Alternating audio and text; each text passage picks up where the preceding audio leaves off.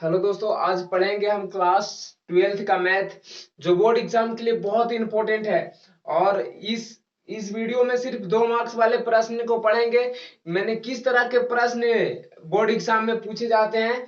देखिए, सबसे पहला है, देखिए, BVI question for 2024 viral question 2 marks वाले प्रश्नों को करेंगे। सबसे पहले देखिए, फर्स्ट क्वेश्चन क्या कर रहा है, proof that tan inverse root x is equal to 1/2 cos inverse 1 minus x बटा 1 प्लस एक्स।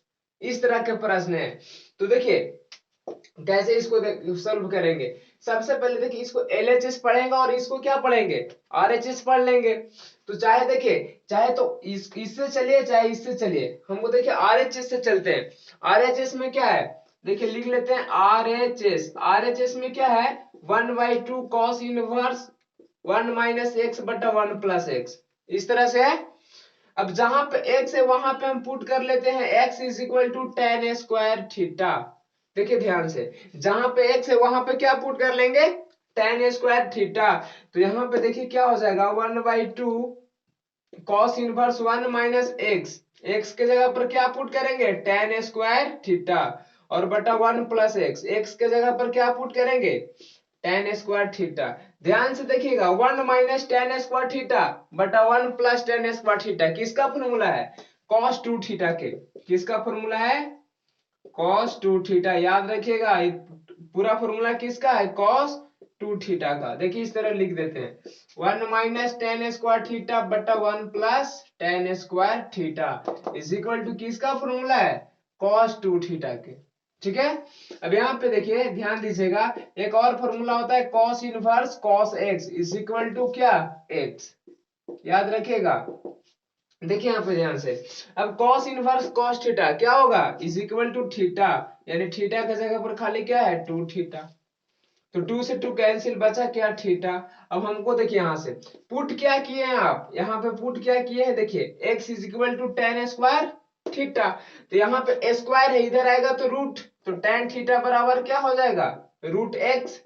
तो यहाँ पे थीटा का मान निकालेंगे तो क्या हो जाएगा, टेन इनवर्स रूट एक्स। कोई दिक्कत।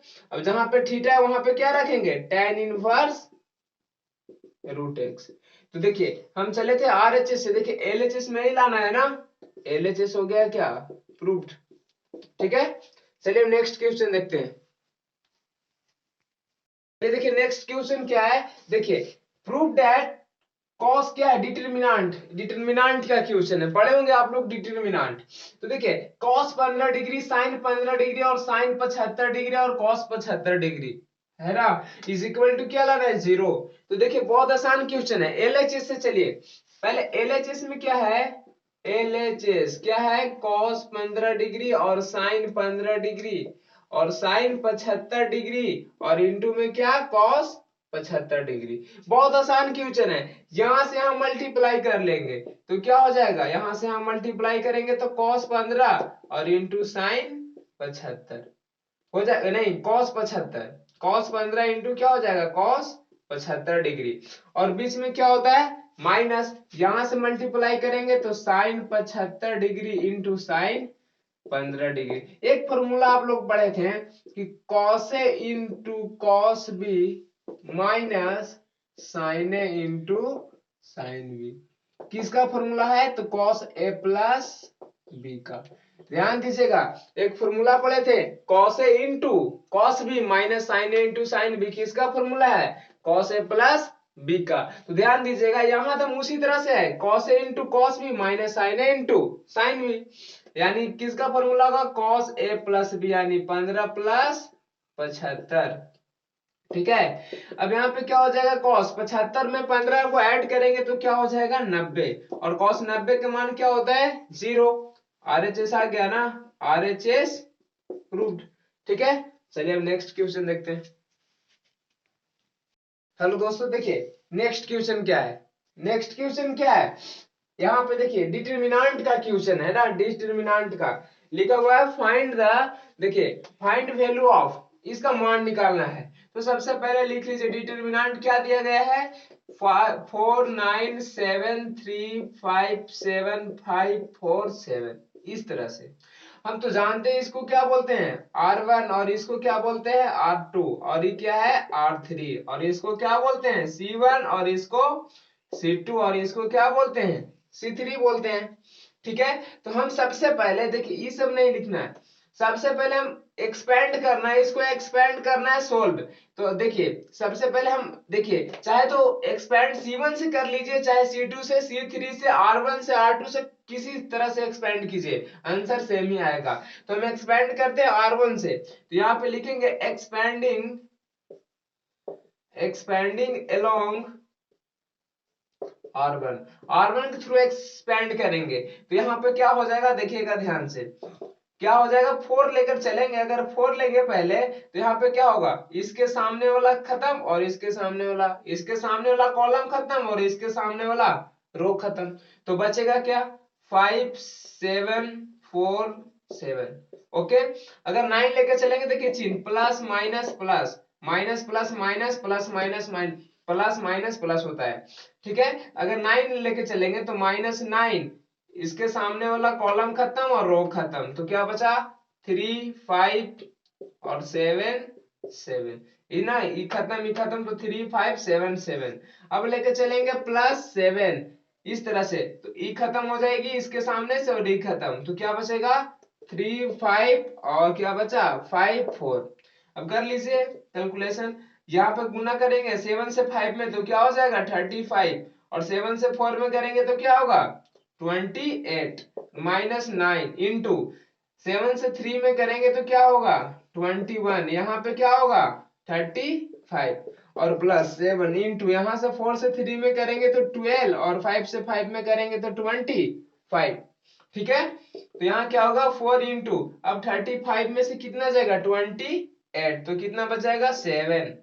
ठीक है, माइनस अब 21 में से देखिए क्या घटाना है 35 को घटाना है, तो क्या बचेगा यहाँ पे 14, यानी -14 बच जाएगा, -9 गुने -14 यानी क्या हो जाएगा प्लस माइनस माइनस प्लस, और ये क्या हो जाएगा यहाँ पे 7 है ना, 7 इंटू यहाँ देखिए 12 में से जाएगा क्या 25, यानी क्या बचेगा -30 ना, -13। ये आप देखिए यहाँ पे हम कर लेते हैं इसको, यहाँ से यहाँ मल्टीप्लाई करेंगे तो क्या होगा 7 से 4 में करेंगे तो 28 प्लस यहाँ देखिए यहाँ 14 से करेंगे 9 में तो कितना होगा 126।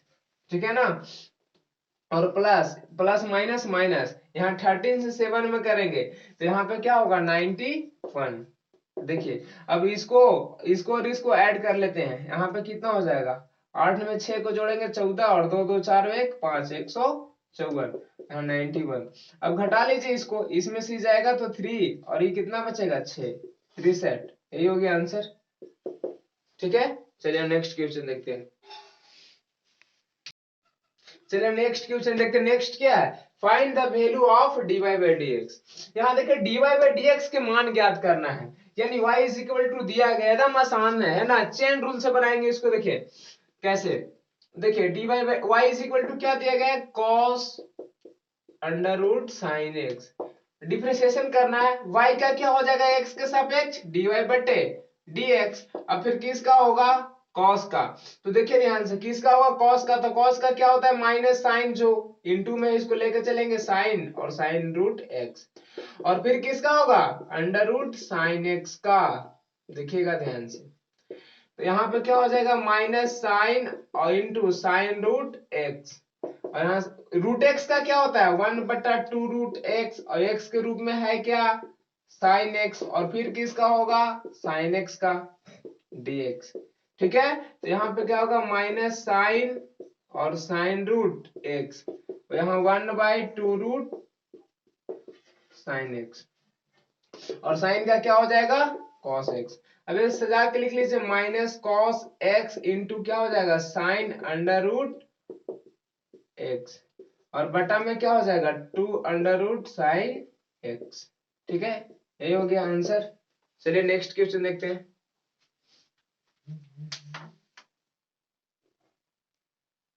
नेक्स्ट क्वेश्चन देखते हैं। नेक्स्ट क्या है, देखिए आपको find the value of dy by dx। इसमें भी dy बाई dx का मान निकालना है। इस बहुत आसान क्वेश्चन है, देखिए ध्यान से।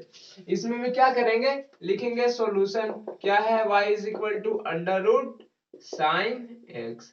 इसको डायरेक्ट डिफरेंशिएशन कर देते हैं। y का क्या हो जाएगा, dy बटे dx, और इसका करेंगे यानी कि इसका करेंगे इसका sine x dx।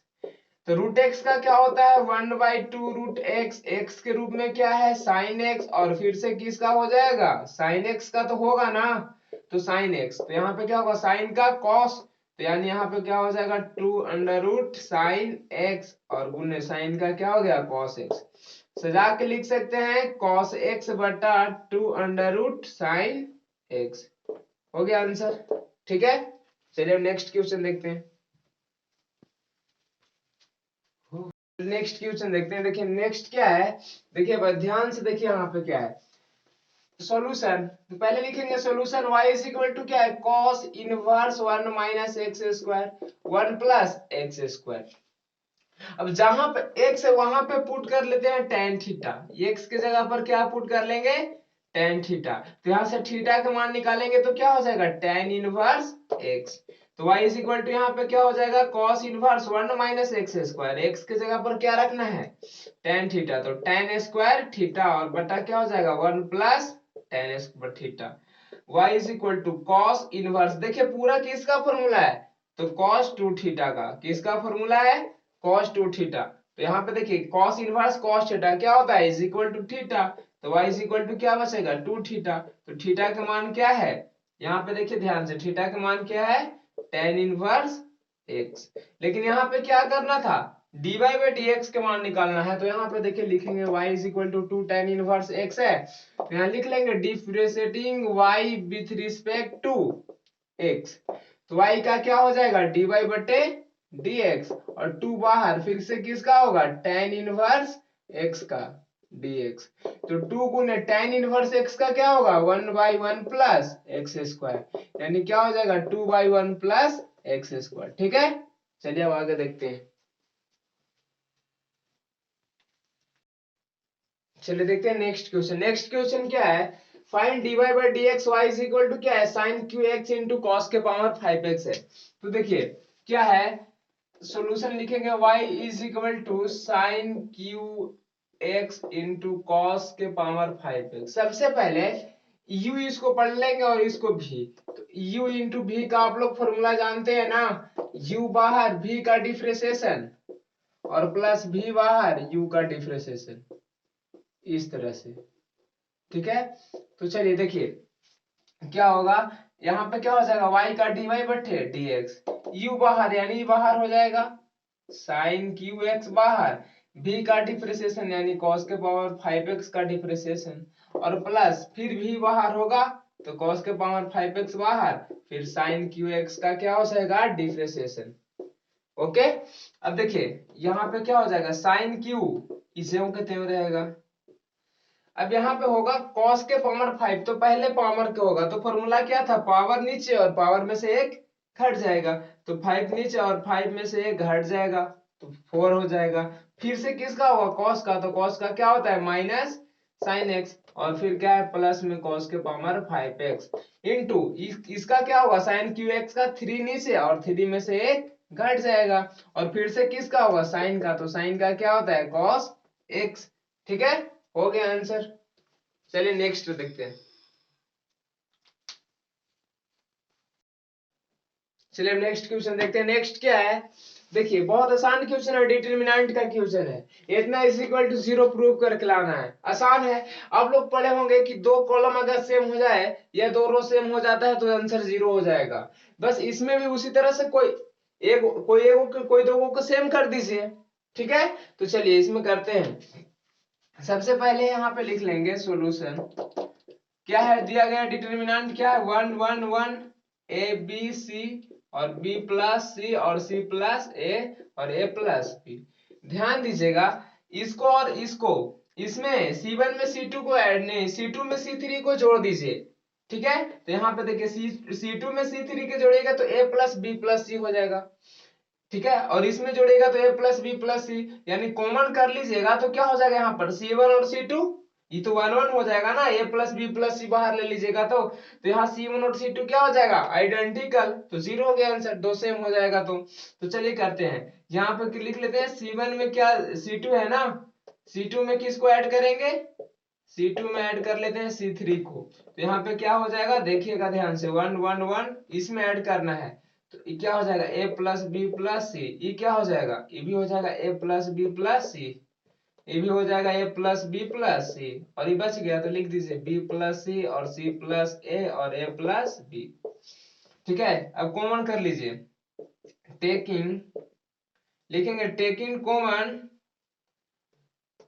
a plus b plus c from C2, देखिए कॉमन कर लिए, इसमें से कॉमन कर लीजिए C2 में से, क्या कॉमन किए हैं, देखिए a प्लस बी प्लस सी, तो अंदर बचा क्या 1 1 1, और क्या बचा, ये भी 1 1 हो गया, और फिर बच गया क्या b प्लस सी और c प्लस a और a प्लस b। देखिए ये दोनों सेम हो गया ना, तो लिख लेंगे यहाँ पे, इसलिए C1 and C2 are identical, identical हो गया आंसर, इसलिए जीरो हो गया आंसर। जब दो को आइडेंटिकल हो जाए, दो को अगर सेम हो जाए उसे क्या कहेंगे, जीरो हो जाएगा। ठीक है, चलिए नेक्स्ट क्वेश्चन देखते हैं।